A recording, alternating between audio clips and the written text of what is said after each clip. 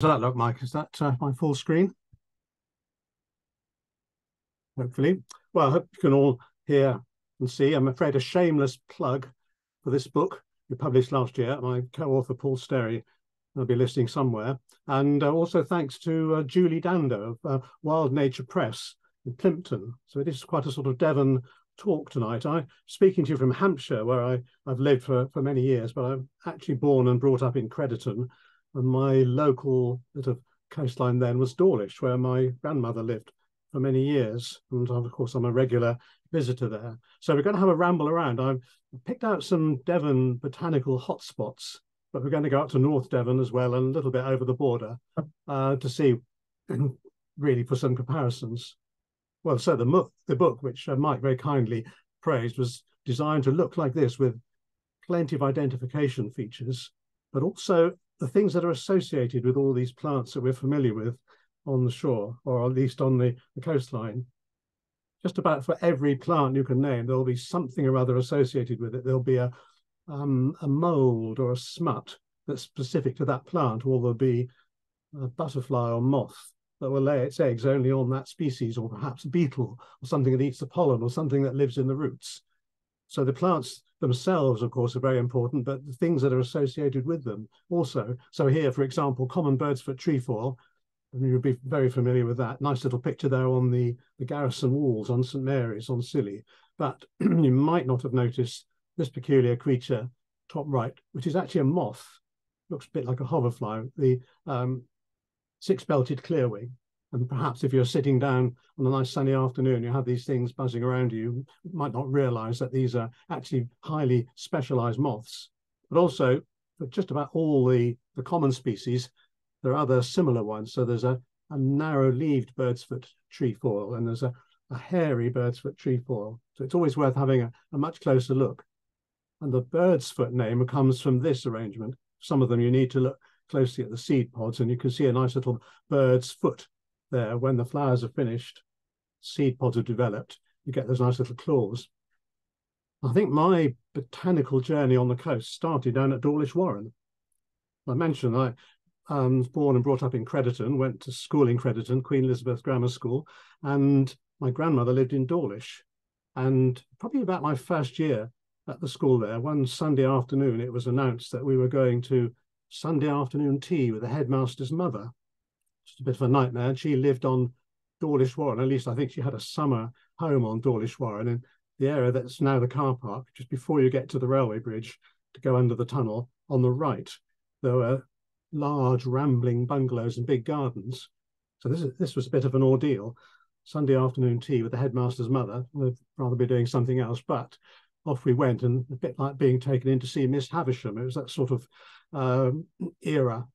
But once the formalities were dealt with, my brother and I were sent outside with somebody in the party, and then it was announced that, I understand you're interested in plants. Here, my dear, you must have some of these. And one of the ladies then got a trowel and dug up a great clump of the Warren crocus, one of the rarest plants in Britain.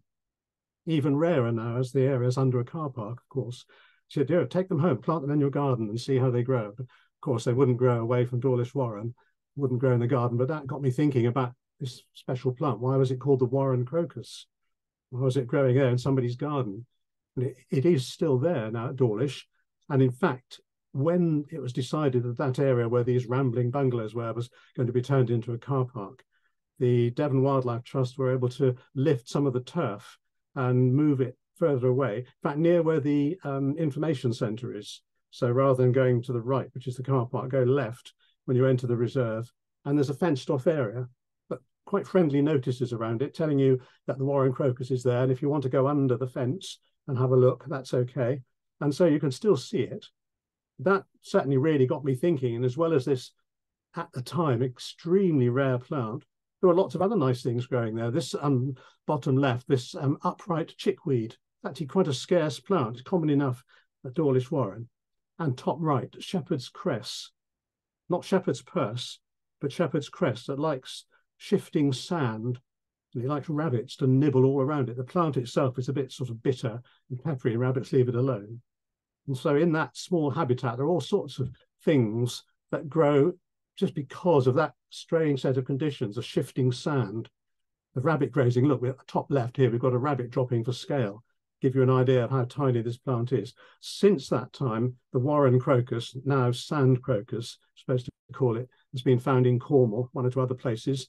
You go down to the Channel Islands, you'll probably be able to find it on a cliff top. But it's quite a good introduction to coastal flora. And having regular trips down to Dawlish, that got me looking at all the other things. So sand dunes, really important habitats. One key thing about sand dunes is that they shift. Sand gets deposited or moved on inland, and there are a lot of plants which are really rapid colonizers, like sea rocket. There's the most beautiful scent with sea rockets. It's worth it. If you're sitting down having a picnic, you might smell it, but get your nose down inside it. It's quite fantastic, and insects absolutely love it. And it's the most interesting plant. They're doing well places like Dawlish Warren. But all around the shores of the Mediterranean, you'll find it. And on the most grim volcanic shores around the coast of Iceland, you'll find sea rocket growing. And it's in fact the first colonizer, when the island of Surtsey was formed, the volcanic eruption many years ago, scientists kept everybody off it just to see what would happen on that new land. And sure enough, not long before, sea rocket appeared there. So in some ways, these coastal plants are tough customers because they can grow in shifting sand.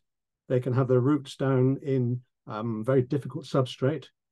They can tolerate salt spray on them, maybe periods of drought, maybe howling gales, very extreme environmental conditions. And they look beautiful. Sometimes they look very delicate. But in fact, when you delve a little bit more deeply, you'll discover they've got lots of adaptations to living here. I quite like this notice. This was at the Dawlish about leaving driftwood. Driftwood's really important for lots of things. There are a lot of invertebrates that need that. And also it stabilizes the sand, provides some nutrients eventually to help all these plants grow. And sadly, a lot of this stuff gets tidied up, spirited away. And so these delicate little plants often disappear.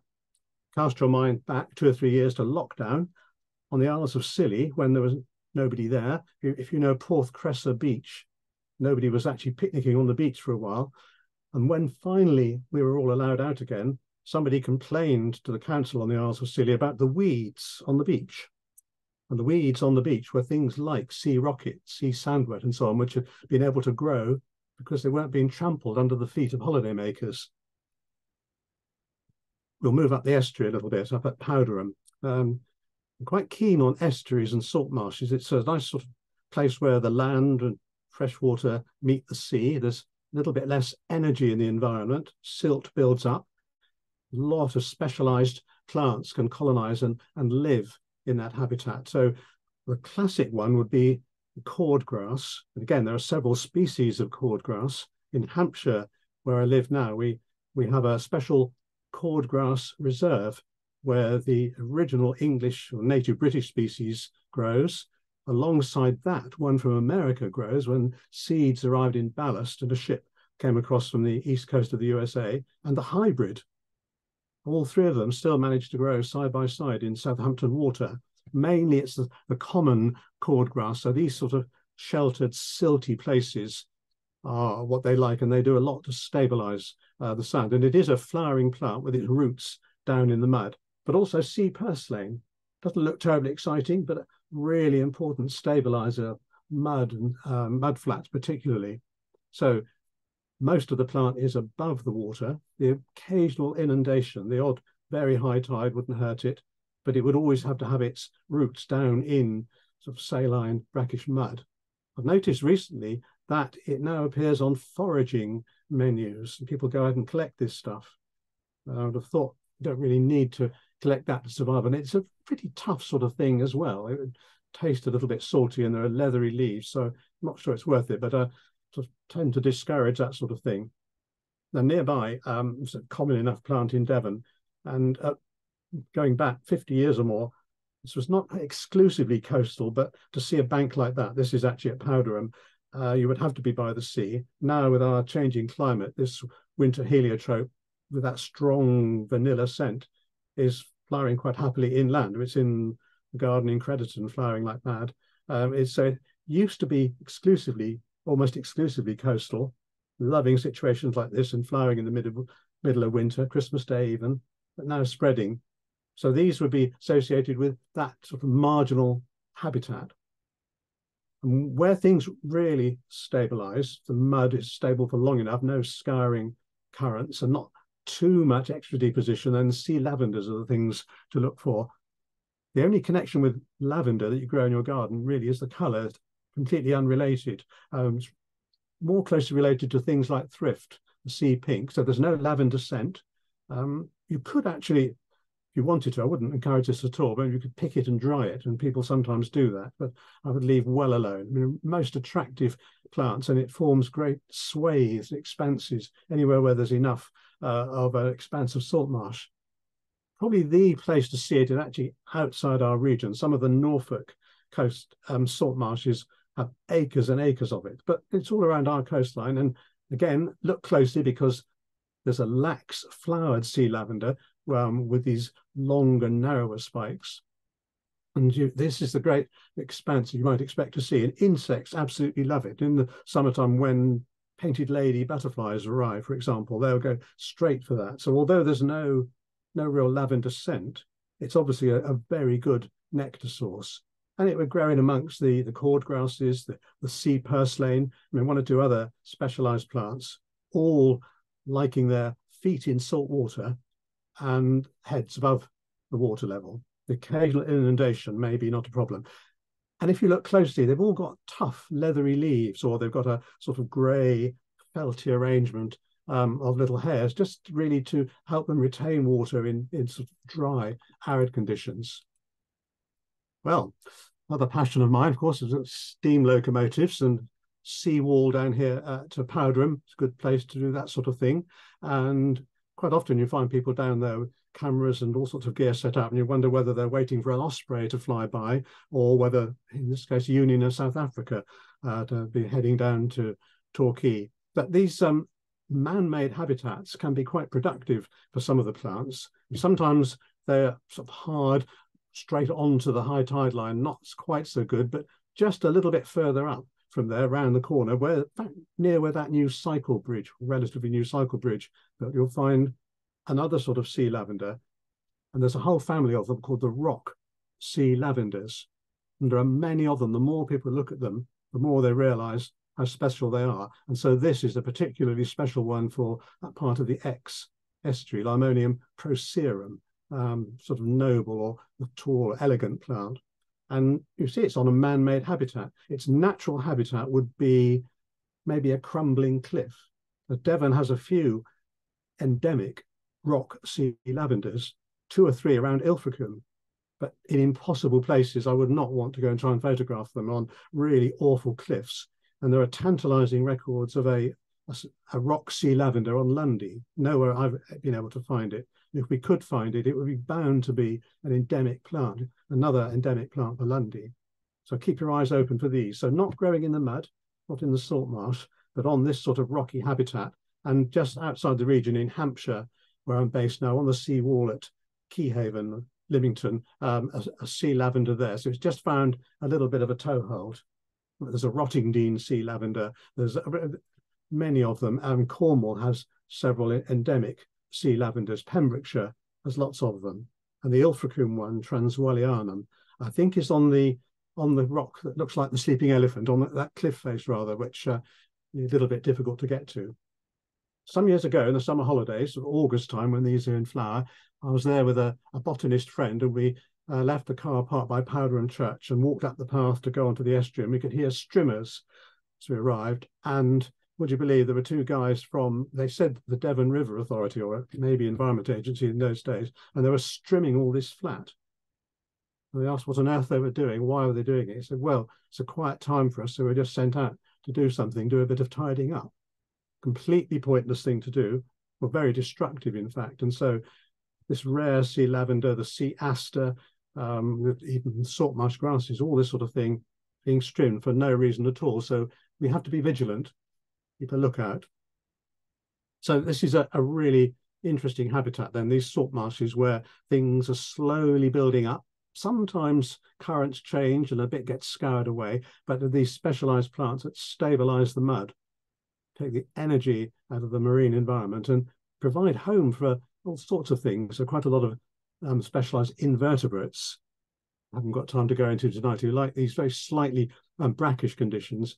And of course, in the winter, large numbers of birds, so the Brent geese find salt marshes very profitable places to stop and feed, and wading birds as well roost in them. Now, if you get right down into the mud, maybe beyond that zone where the sea purslane grows, where it's really squelchy mud, where you're feeling a little bit precarious, then look out for the glassworts. People call it samphire, and you can buy what they call samphire in Waitrose, which has probably come from Israel, but we have about 12, 13 species of these glassworts, called glasswort because at one time they were collected and rendered down for the salts in them for glass making. Actually very nice to eat. They've got generally a sort of a dry, rather fibrous stem, but they're fleshy looking. Well, they're not leaves at all. The stems are swollen. The leaves are reduced to almost nothing, but they are actually flowering plants. Again, roots down in salty, squelchy mud. And there's a distinct zonation. Be familiar with the zonation of algae on a rocky shore. And it's the same with these. There are many of them. And once you get your eye in, you can start seeing differences. Some are branched, some not, some maybe very squat. Some will be right down at the lowest zone, sort of mid-tide zone, so only uncovered infrequently. Some right up extreme high water zone. You get autumn colours with them. They change, and there is at least one perennial glasswort, so that will persist through the winter. It's quite a popular thing, again, up in the Norfolk coast, where there are extensive patches of this to go and collect the glasswort and then to cook it. I've tried it myself, wash it well, steam it, maybe on a piece of toast with Marmite, a poached egg on top. Quite delicious, very good for you, I'm sure. But I'm not too keen on this too much foraging. But like the other plants we've talked about, they're doing a really important job because they're holding this silt down, stabilizing that habitat, and all manner of things live in amongst them. So the little hydrobia snail is particularly keen on living there. There are other invertebrates as well. But if you were to collect some of this stuff, you want to take it home and eat it, give it a rinse first, all manner of things would come out. So it does seem rather a shame to do that. So the time to really have a proper look at them, I would say, would be the school holidays, August time on into September. You need your hand lens, you need to get right down. If you have a look then at these jointed, strange, sort of succulent type stems, you will then see these tiny flowers just emerging from the sort of fleshy, swollen stems. And then if you're really lucky, you might just see little anthers that release the pollen, or the stigma perhaps. And then they will set seed eventually. So it is worth having a closer look. Look at the individual plants just to get your eye in, and then stand back and look at the salt marsh, and you'll soon start to see the zonation. And because they colour up differently in the autumn, if you have a sort of sinuous waving estuarine creek, you'll see the colours as the different species form. So quite fascinating and really important plants. And the seeds are, of course, vitally important food for all manner of things. And tough seeds obviously can withstand being drifted around in the sea. But when they've finished flowering, the plants have disintegrated and the seeds are all that remain, then we get our winter visiting birds. And a great prize for the bird watchers would be something like this, a shorelark. This could be from way up in the Arctic somewhere. Really exciting thing to see. And they're flipping the seaweed over, pecking around, feeding on things, but not just seeds, but invertebrates as well. Just really underlines how important this habitat is.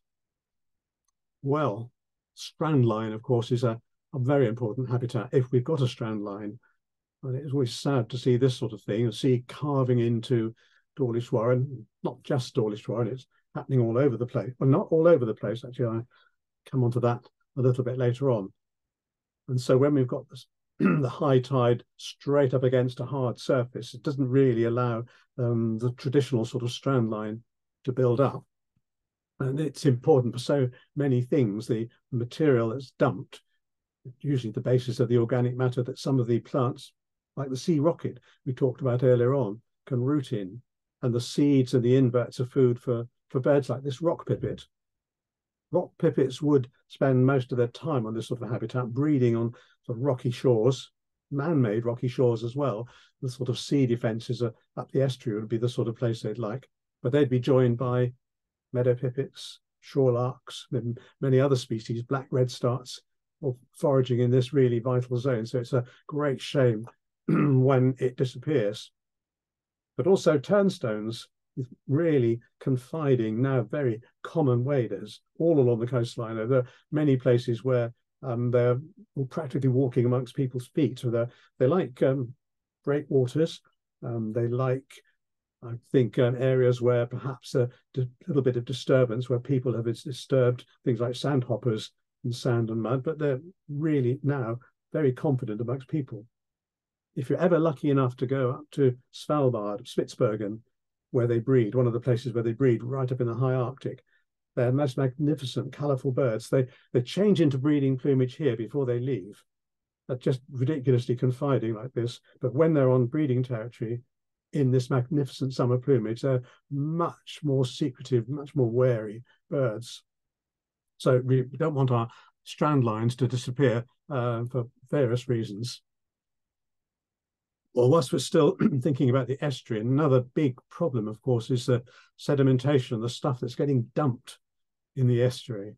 Top left is an image courtesy of the Devon Wildlife Trust, where they were doing some work on, well, looking at erosion, how much silt was leaving our farmland, ending up in our rivers.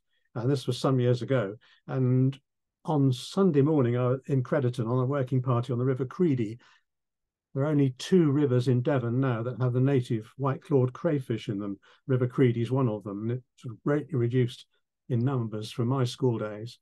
And in my school days, again, I remember going along the river where on either side of the river there would be permanent pasture.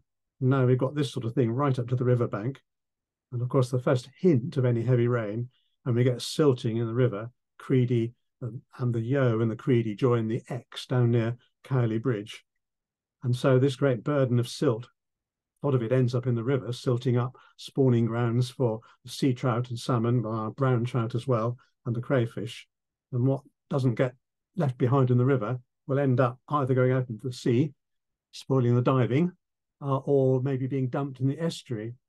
Some years ago, I was talking to a couple of the guys who were lifting up the ridge tiles looking for crabs for bait, peeler crabs, and they were saying that, of course, it's much more difficult now. They're not getting anything like the catch they used to.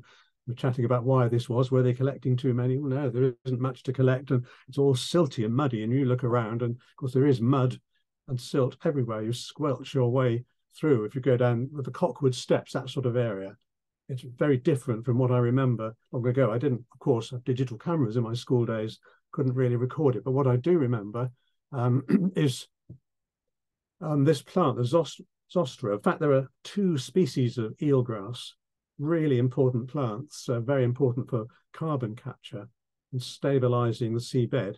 There's the common eelgrass, Zostra marina, quite a large plant, and then the dwarf eelgrass, which we get a lot of in the Exe estuary, which is a much smaller, slimmer thing. They can both, well, obviously they both grow in salt water, which is most unusual for flowering plants, but they can both tolerate being out of water for a little while.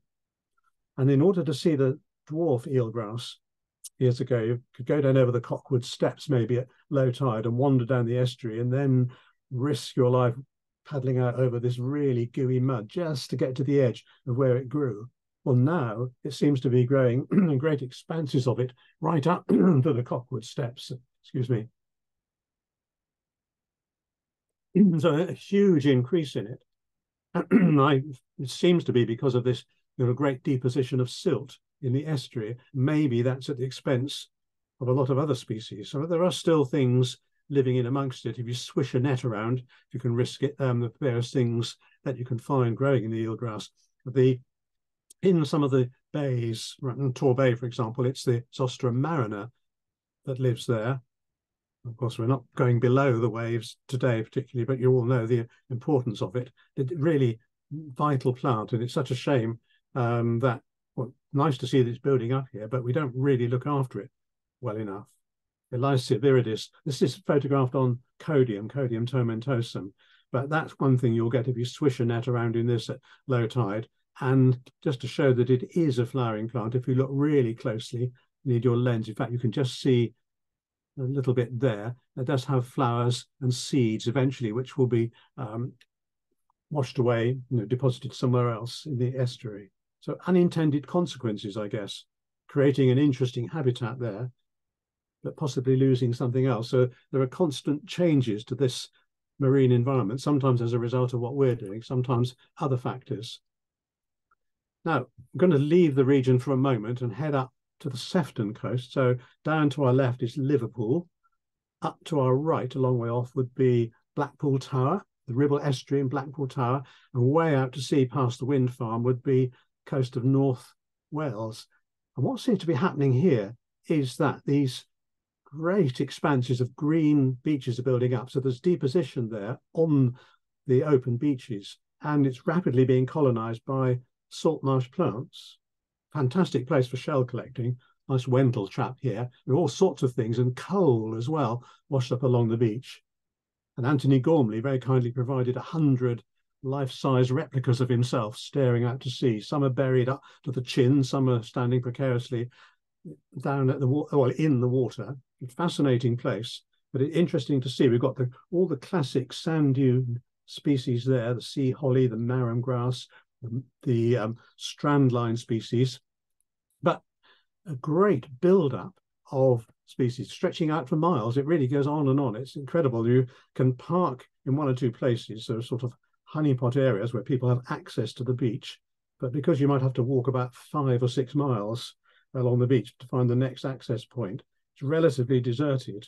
And it is green. There's an interesting phenomenon. People don't drive on the beach apart from one spot they can park. So lots of interesting plants that we're losing elsewhere seem to be quite happily colonizing. And things you might overlook, but two quite specialized plants, these knot grasses. You'll get knot grasses in your garden. There are several species that would grow in your allotment or on a garden path, equal-leaved knot grass and so on. But there are two specialized coastal ones, sea knot grass, inevitably, growing on beaches with tough little seeds that would be carried around on the strand line. And it only seems to be able to grow on a slightly disturbed high tide strand line zone. If you can imagine where maybe once in a while, a very high tide would reach it and churn things up a little bit. And clearly where there's not too much trampling. And Ray's knot grass, even rarer species, still sites in South Devon for it. And this has got these very interesting protruding seeds. And these are the bits that get washed around in sea currents and deposited, hopefully, on another beach somewhere. So we've still got them, but we unfortunately don't really have any of these green beaches that are building up. And I think that top left picture is obscuring Blackpool Tower, which is just over there somewhere. So I can recommend that if you're into beach combing and coastal flora, going up to that Sefton coast. There's a very good book about the Sefton coast flora. Fantastic expanses of sand dunes. Well, that's all building up and it seems to be improving. But sadly, if we go down to Tresco on the Isles of Scilly, then this is now gone. This is another of Britain's rarest plants, still in Devon. We still have it, not much, but shoredock, and it's a victim of rising sea levels.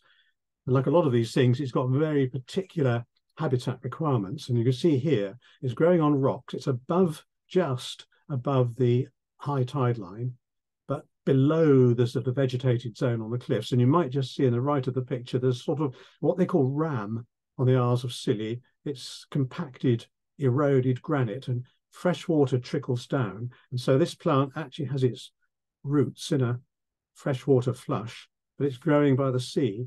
And it has these big inflated seeds here, obviously designed to be carried around by the sea. But unless those seeds land in that particular sort of habitat, then it's not going to grow. And so now it's gone from the Isles of Scilly. And, and lots of places around the islands. About every time I go, I take groups there on sort of botany trips every year. Another bit of the coast has had to have massive sea defences put in, or the sea has come in and carved away a little niche like that. And so you have, instead of this gradual incline up to the land, you have a steep cliff, stuff tumbling down on it. So really sad. And not most people can't get excited about docks, but when you know the story behind it, you realise it's rather sad that we're seeing things like this disappear. And well as the inflated seed pods here, it's got these tough grey leaves that a lot of these coastal plants have, a good adaptation really to living in that sort of habitat. So we have got it in Devon in a rather precarious place. So I'm not going to scramble down over the cliff, but I thought we'd like to see what happens to these things. But some of the plants not doing too badly. Looks like a bit of white clover, but this is western white clover. So a stronghold, I guess, would be the Isles of Scilly. It looks like it's been trodden on. It doesn't actually matter if you tread on it. It thrives in conditions like that. So like white clover, but with rather red in the centre, and there are some differences with the leaves as well. So it creeps everywhere, not like the white clover you'd find in your lawn. And we've been able to join up the dots on the map for the distribution by luckily finding it on Lundy. And it's in Pembrokeshire, it's in North Devon and a few headlands, odd places on the south coast. So the most exposed places with a little bit of, maybe a little bit of trampling. A lot of these things are very tough plants, able to withstand salt spray, arid conditions maybe, trampling. But quite a lot of them, what they can't tolerate is being swamped by great patches of nettles, or perhaps the introduced plant Alexanders. That sort of competition, not much good to them. So it's nice to see that white clover is doing quite well. So that brings me on to Lundy. I've had quite a connection with Lundy. I visited Lundy when I was still at school in Crediton. In fact, when Lundy was still in private hands, like a lot of people, once you set foot on the island, that's it. So I go back several times a year, been involved with all sorts of aspects of what goes on Lundy. And a unique plant we'll see in a moment, but it provides no sandy beaches, no sand dunes, but cliffs and perfect conditions for a lot of very specialised coastal plants. But the classic one, bottom left, rock samphire, is the true samphire. What they sell in Waitrose and call samphire is actually glasswort, which we saw earlier on. And there is a golden samphire, most beautiful flowering plant, unrelated, which you might find in salt marshes. But rock samphire, some people call a fish and chip plant. If you squeeze the leaves, you get a sort of slightly vinegary aroma with it. And in Tudor times, people risked their lives dangling down over cliffs to collect it. It was such a popular plant as a condiment that all the easy bits, like this one on Lundy, had been long since been collected. And they only grew on cliffs, which is this famous line from King Lear. Halfway down hangs one that gathers samphire, referring to someone being lowered down over the cliffs at Folkestone on a rope to collect it, which is so important. Luckily, I don't think many people forage it now. Bottom right, the slender or seaside thistle growing on Lundy in a classic position, looking a little bit dusty and grey, classic of many of these maritime plants. Sadly, most people think, oh, it's just a thistle and it gets strimmed. I'm afraid strimmers have arrived on Lundy as well as on the ex-estuary, and a lot of these things, before I can get to them, get strimmed for no good reason. But seaside thistle is a good name for it, slender thistle, more official name, and hay-scented butler fern. Lundy is probably the epicentre, that plant in Devon. It's really super abundant there. So we've got this nice sort of maritime undercliff habitat that it really likes. So we can't not have a mention of the Lundy cabbage, this endemic plant unique to Lundy, growing all along the cliffs. The only place in the world where it grows is Lundy. And in fact, the only place on Lundy where it grows is along the east side of the island. And conditions it needs are quite interesting. The more rabbit grazing there is, the more disturbance of the ground and the more little rock falls, general bits of erosion there are, the more it likes it, because it's a biennial. The seeds don't germinate very well in compacted soil or under a load of other vegetation. And so it needs a sort of dynamic habitat. And we don't just have a cabbage, of course, we have an endemic beetle, flea beetle, and the little weevil. So three things for the price of one that you won't find anywhere else in the world. I was once shown the original specimens that were collected on Lundy by Dr. Elliston Wright of Braunton, hence Wrightii in its name, in the herbarium in the Natural History Museum. And quite something to see that. So only in the 1930s, so less than 100 years ago, we realised that this was a very special plant. Now, it's very special. Every year, a count is organised just to see how it's doing. It has ups and downs, as most things do, but people get rather exercised about how we look after it. It'd be a disaster if it went. Some people are a bit concerned about goats, but it's actually quite important. Goats graze things. They're not too keen on the Lundy cabbage, but they will eat more or less anything, as you know. In fact, in many coastal areas, I think Berry Head, it might be sow sheep now rather than goats, but Bournemouth, for example, on the cliffs there, goats are a very important part of the conservation team. It's just something today I was reading about somewhere in Suffolk, where the goats are just being taken off the cliffs for the winter. In the summer, they're confined to the cliffs to just keep the rank vegetation down to allow more delicate plants to survive. So the goats on Lundy actually doing quite a valuable job here.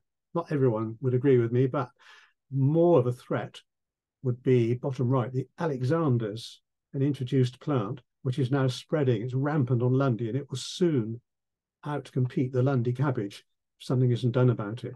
It arrived relatively recently. I think with the best of intentions, somebody thought they'd bring some yellow irises from Braunton, from one of the channels on Braunton Burrows, planted in the pond on Lundy. And of course, with that came the seeds of Alexanders, and now it's spread like mad. If you ever get onto Portland, the Isle of Portland, acres upon acres of it, and the island of Steepholm out in the Bristol Channel is more or less dominated by Alexanders.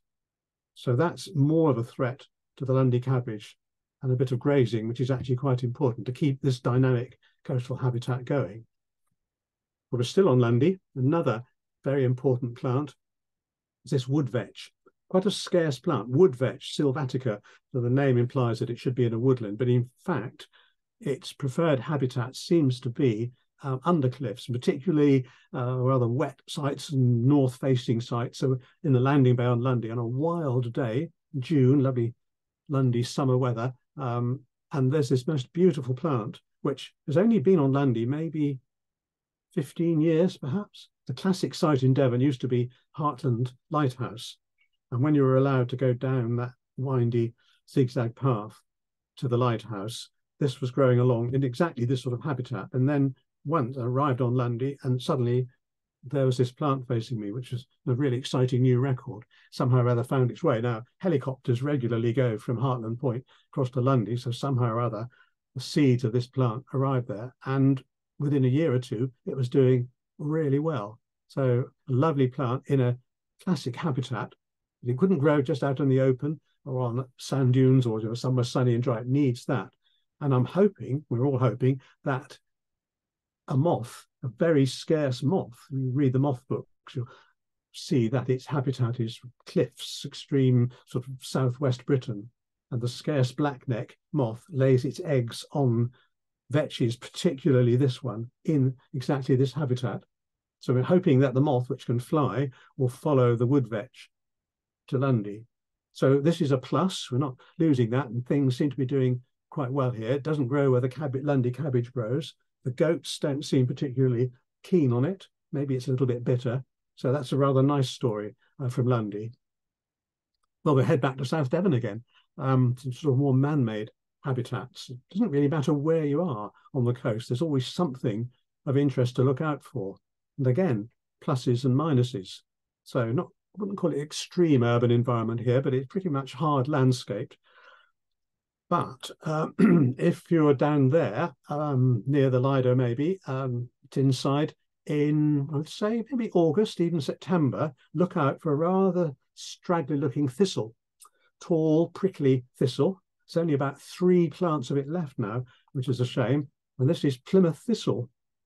Not that many cities in Britain that have plants named after them, but this is Plymouth thistle, very distinctive. The features of these very spiny structures here, and also this long, smooth stalk holding up the flowers. So it looks at a glance like any other thistle, but you can see it's quite downy, good adaptation to living by the sea.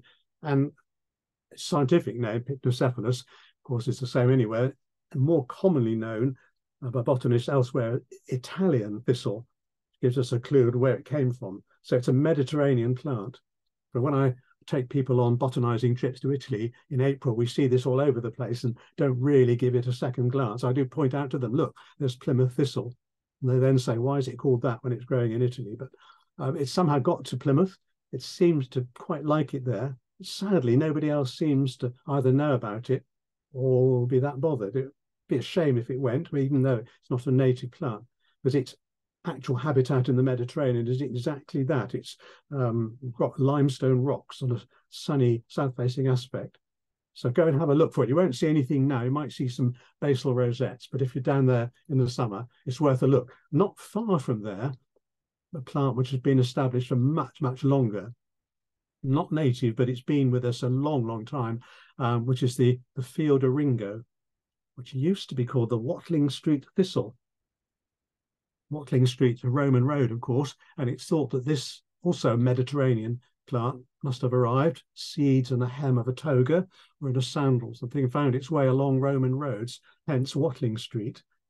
It's prickly, but it's not a thistle. It's actually an umbellifer. And we have a relative, we have the sea holly, we'll see in a little bit, which grows on dunes and shingle beaches, but this one seems quite happy here. It likes limestone. We used to have it in Hampshire on the chalky bank on the A34 until the highways department thought better of it and trimmed it all away. But several places in Devon, Devil's Point here would be a good place to see it. And I'm pleased to see that it's pointed out on this quite nice poster. And there are other spots, there's some near Powderham, odd spots, Start Point, that sort of area. You might well come across it.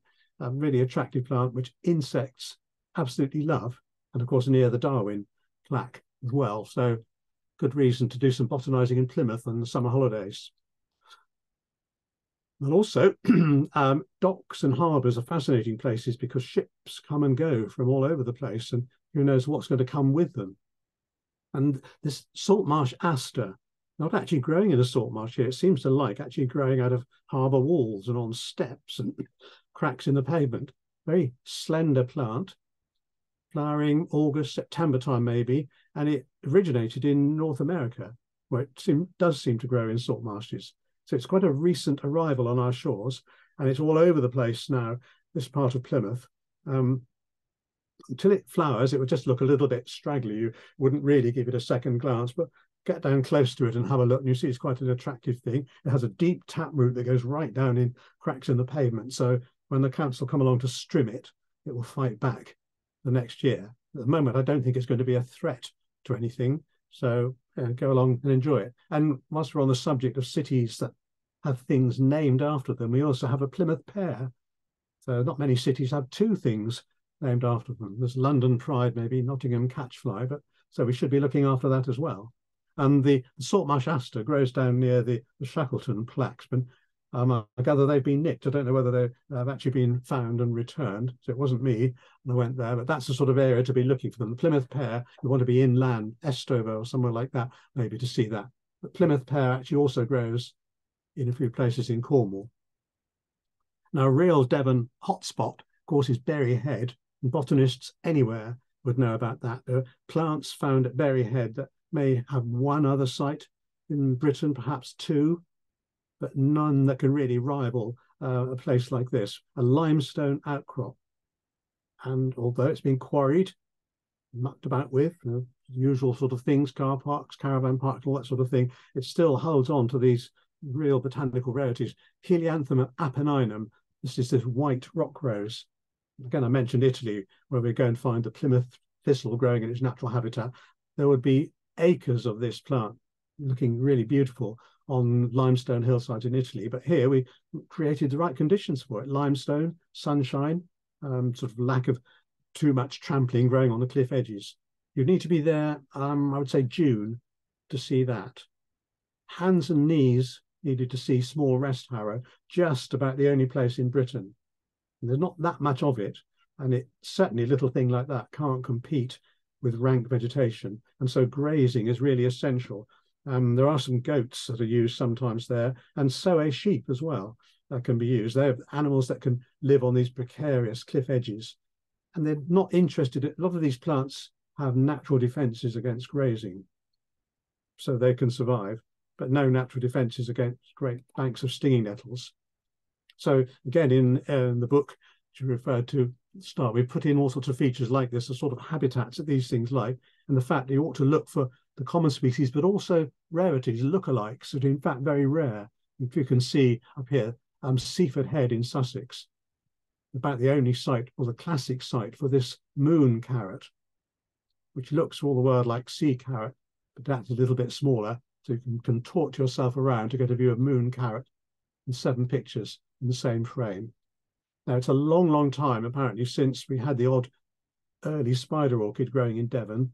The chalk cliffs at Beer maybe long ago, certainly not the late spider, but further along the coast on these sort of Mediterranean type habitats, always within sight of the sea, you can find these plants growing quite well. So our link with the Mediterranean, south-facing cliffs, limestone, things that dry out, and many of these plants have adaptations to surviving hot, arid, long, dry summers.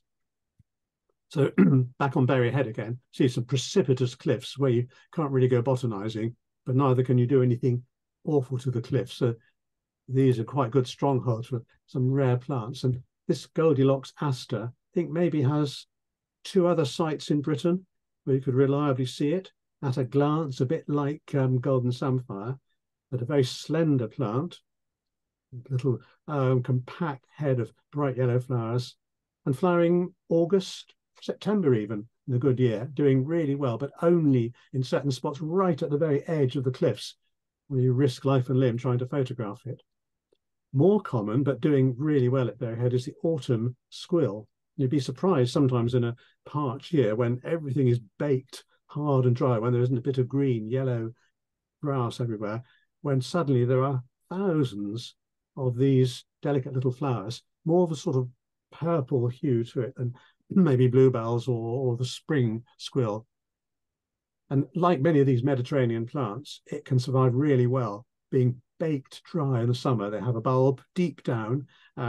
Flowers appear at a different time from the leaves. So maybe very, very early in the spring, the leaves might appear, produce the food to feed the bulb. That all dies back, and then the flower appears later on. So I can certainly recommend a trip up there, August or September.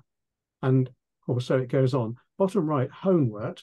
You wouldn't give that a second glance. It looks like maybe a bit of sea carrot that's been trodden on, but another extremely rare plant. The next nearest place would be perhaps Breen Down up in Somerset, possibly, I think, the Great Orme in Wales, but certainly Berry Head would be the stronghold for it. And small hare's ear, really delicate little thing, which did grow on Beachy Head in Sussex, and I think it's now all gone into the sea. So Berry Head is about the place for it. And I mentioned orchids earlier on.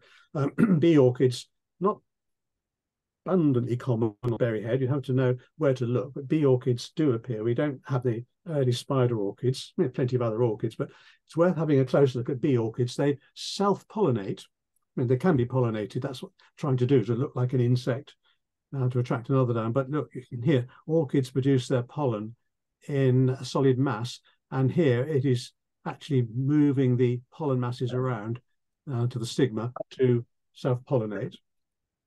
So, well, back to the book again. We've tried to show habitats as well as the form of the plant. Yellow horned poppy is a poppy, but the horn is the long, long seed pod, grey felty leaves, roots that can grow in shingle, resistant seeds, and sea kale, a relative of our garden brassicas, but you really wouldn't want to eat this. Apparently the foragers like to pile shingle into the middle of the plant, earth it up to blanch it, so it loses the bitterness and the toughness. I think I'd much rather enjoy it growing in a place like this. Really beautiful thing. And these lovely round seed pods appear late on in the summer, and off they go in the sea. Back to North Devon again briefly, up to the Torridge estuary here, northern boroughs, with quite a number of specialised plants that like this sort of environment. So bottom left, henbane, very poisonous plant. Things leave it alone. So it's another of these tough marine customers, and it's an ancient medicinal herb as well. That pops up on Lundy, not every year, but we get it often where the sheep have been grazing, maybe created a bare patch. Suddenly everyone finds henbane. In a few years we don't see it again.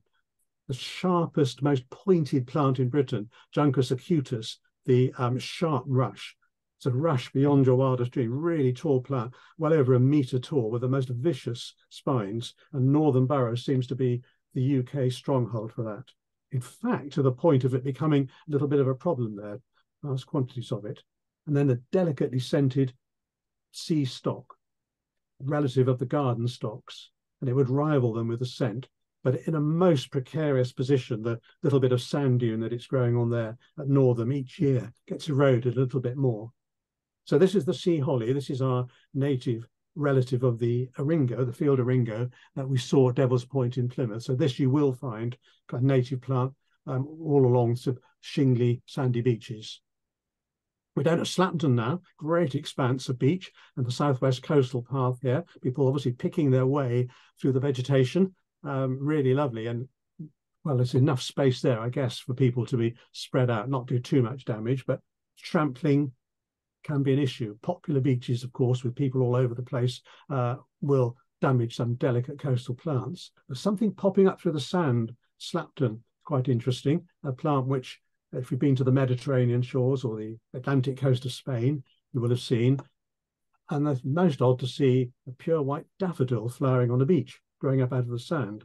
This is the sea daffodil, Pancratium maritimum, which possibly somebody was up to something. You can buy the bulbs if you want to. Maybe somebody planted it, but it's certainly growing in the right place. And growing down here, Marazion at St Michael's Mount. And there are sites all around our coastline. And it grows on the Atlantic coast of Spain, produces salt-resistant seeds that float. So maybe it's arrived here on its own. So perhaps we can put that down as a plus. You will mostly, if you know what you're looking for, just find these strap-like leaves. They will die back, and then you can't mistake the flowers. But that would be that one I photographed in, I think, mid-September at Marazion. So it's another of those things. After the schools have gone back, you have it to yourself, then it'd be worth looking for that. Just be careful wandering along there, because as a naturist beach, if you're armed with cameras and binoculars and so on, you could raise eyebrows. So Pancratium maritimum, coastal plant. Not all yellow things are the same either. We all recognise gorse, I'm sure, but broom, we have two forms of it. We have the normal broom you get on heathland, which stands up straight, and then we have a maritime form of broom, which lies flat on the rocks. So quite a bit of that on Lundy. And then greenweeds, hairy and Dyer's greenweed. The Dyer's greenweed was used to produce a dye long ago, which grows sort of meadows and dune slacks. So again, look closely at those. So this is the prostrate form of broom. Couldn't possibly grow standing up in an exposed site like that. But it is effectively the same species. These will produce, of course, sometimes those lovely maritime heath habitats. This is the dwarf gorse, and this is the top of Lundy here, with usually 3 species of heather: ling, bell heather, and wet patches crossleaf heath, and then the western gorse. Of course, the emperor moth likes living there. On St Martin's, on Scilly, we have that habitat. We have the red-barbed ant, very rare insect at one of its only sites in Britain. Well, we've talked briefly about sand dunes. We've got Lundy in the background. We're at Braunton here. You'll recognise that. And we have a number of species which do particularly well in Devon, and some of them only in Devon. The dune pansy, very attractive little thing. It's a dune form of a plant which is more widespread elsewhere. A few very scattered locations for this. You'd need to be there maybe in May to see that at its best. And much rarer, the water germander. Braunton is just about the only place we will find that growing in dune slacks. And people have looked and looked at Dawlish, similar sort of habitats there, not found it there. For some reason, it still seems to be confined to Braunton. You can see how vulnerable many of these species are, because it's a particular habitat that they need. Very often we have designs on those habitats for car parks or caravan parks, or sometimes the sea has designs on them and sweeps them all away. So if you get a chance to go into dune slacks, Dawlish with Warren would be great at the right time of year.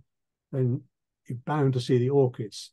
Early and southern marsh orchids would be abundant there. The early marsh orchid in lovely colour forms. Southern marsh generally much the same, a sort of a purple form. These dune slacks, these are the bits that in between the sand hills where water table is pretty high. Sometimes they're affected by the tide. Very gently water seeps in, usually quite squelchy. You see with the cotton grass there, this is a wet habitat. And this is where these marsh orchids come into their own. The early marsh orchid with many colour forms is well worth looking for. The fen orchid, sadly, we now seem to have lost in Devon. It was at Braunton for some years and a wet dune slack, and probably only 2 places in Britain now, one in South Wales, Kenfig, so within sight of Braunton, in fact, the other side of the Bristol Channel, Kenfig in South Wales, where it still grows, and then across in East Anglia in some fens in Norfolk.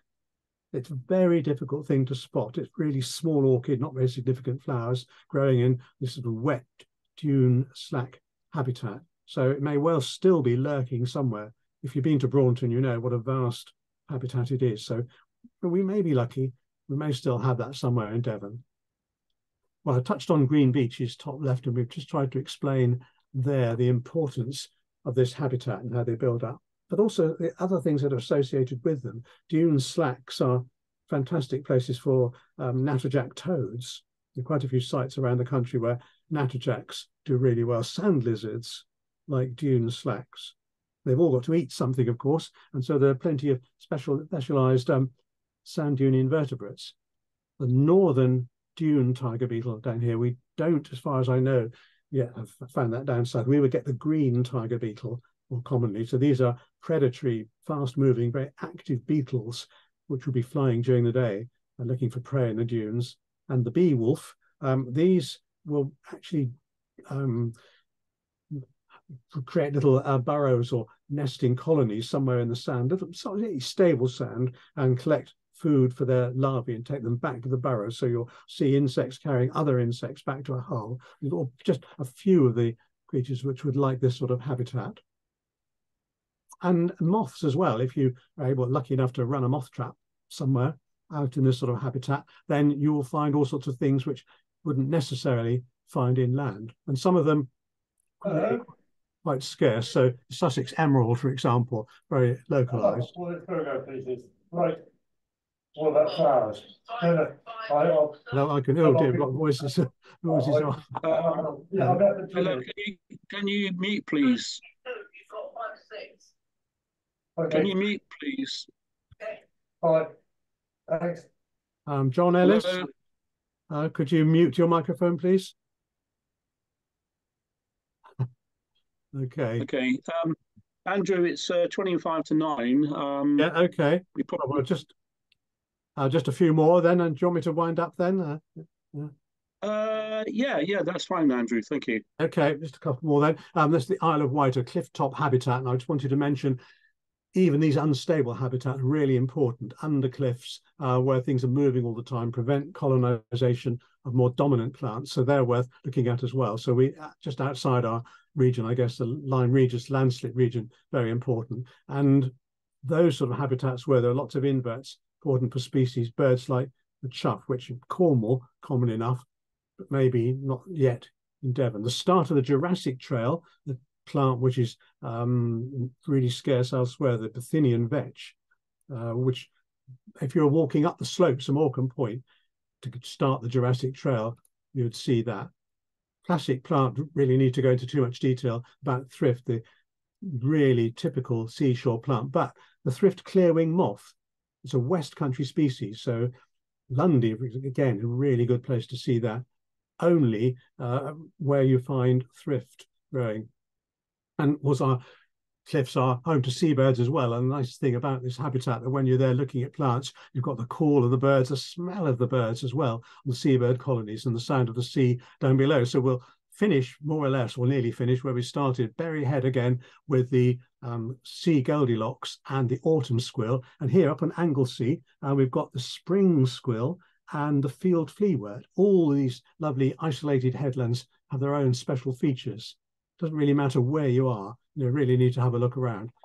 Briefly touch on conservation down at Portland Bill, tip of Portland, very popular spot. People are all over the place all the time going to the monument at the end. Somebody had an idea, just without putting up notices, just fencing off a little bit of it, and people kept to the line of least resistance, followed the path, and within a year or two, what was bare, trodden down, trampled, gravelly shingle suddenly became a lovely patch of coastal flora again. So it can be done. Anchors dropped in seagrass, of course, are pretty disastrous. And also, this is Hayling Island in Hampshire, dog walking central, commercial dog walking as well, a huge problem. The deposition, the dogs and the disturbance as well can be an issue. So to finish off, I just want to mention a charity that myself and Paul Sterry, my co-author here, founded some years ago. We founded the Bird Photographer of the Year competition some years ago, an international competition in about its 10th year now. And the reason for doing that was to raise money for conservation. And so profits on the conservation go into Birds on the Brink, this charity. We give grants to bird conservation projects all around the world, in fact. But this is Hayling Island in Hampshire again, where you saw those dogs. And we funded a project to fence off a huge area of the shingle there so that ring plover could nest. There's a little ring plover chick safely behind the fence.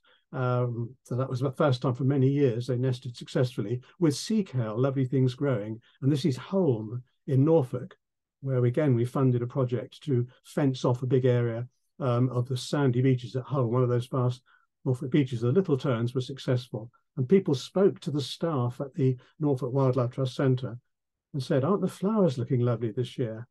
And that was because people weren't walking all over the beach; they were keeping outside the fence. So I hope you find that this is related to the subject in hand tonight, the coastal flora. All these things are related. So you can find out more about Birds on the Brink and some of these projects. And another shameless plug for the Wildflower book, which Mike was very kind enough to promote at the start, and also an earlier work that we did, Complete Coastal Wildlife, the flowers sections in that, birds as well, a view of Old Town Bay on St Mary's on the Isles of Scilly.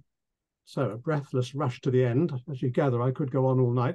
So I thank my colleague, and I thank Julie Dander, Wild Nature Press, and thank Mike for inviting me to give this talk. Thank you very much. Thank you. That was great. Thank you very much, Andrew.